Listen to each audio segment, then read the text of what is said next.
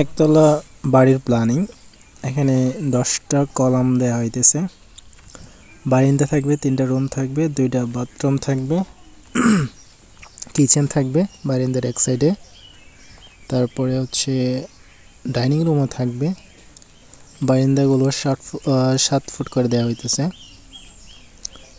তো 10টা কলাম এর উপর 7টা মূলত দাঁড়াবে, আর বারান্দায় 2টা ব্রিক্সের কলাম হবে, 2-3টা।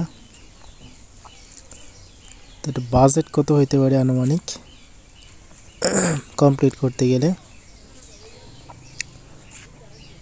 আপাতত কলামগুলো দাঁড় করানো হয়েছে, বেসটা ডালা হয়েছে,